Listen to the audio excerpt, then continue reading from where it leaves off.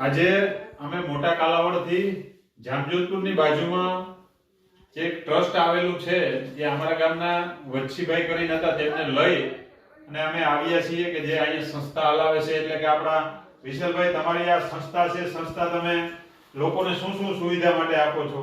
અહીંયા જેને આપણે જે લોકો એવા છે કે જેનું આ સંસારમાં કોઈ છે નહીં કે જે રોડ ઉપર રખડે છે જેનું બિચારાનું આગળમાં કોઈ છે નહીં અને કોઈ માનસિક અસ્થિરના છે જે રોડ ઉપર રખડે છે તો એ લોકોને આપણે અહીંયા રહેવાની જમવાની દવા બધી સુવિધા આપીએ છીએ અને ભગવાનની દયાથી સાચું તો એ લોકોને અહીંયા આશરો મળે છે રહેવા માટે જમવા માટે તમામ પ્રકારની સુવિધા.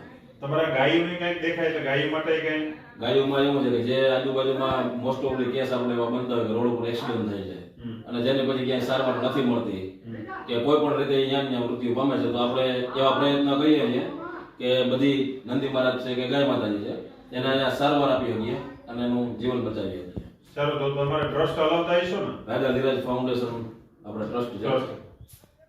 એટલે આજે જોતા વિશાલભાઈને મળતા એક બહુ સારી ટૂંકમાં જે વ્યવસ્થા છે સંસ્થા હલાવે છે કે જેનું દુનિયામાં કોઈ નથી કે માનો કે કોઈ છે તો લાચાર છે એવી વ્યવસ્થા માટે એટલે કોઈને મગજની કોઈ તકલીફ હોય કે કોઈ માણસો નિરાધાર થઈ ગયેલા હોય એવા માણસોને હાંચવે છે એટલે એક આમને બિરદાવા જેવી વાત છે. આમનું જે ફાઉન્ડેશન એટલે કે માનો કે જે ટ્રસ્ટ હલાવે છે એક આ વિડીયોના માધ્યમથી વધુમાં વધુ વિડીયો શેર કરજો કે જે નિરાધાર માણસો છે એને ઉપયોગ આવી શકે અને જે વ્યક્તિઓથી યથાશક્તિ જે ટ્રસ્ટમાં અપાય તે આપી શકે તે માટે અને એનો યોગ્ય અને આપણે કહીએ કે આપણે દિશા આપવાથી પણ આપણે જે પુણ્ય મળતું હોય એવા બધા પ્રયત્નથી વિડીયો શેર કરજો.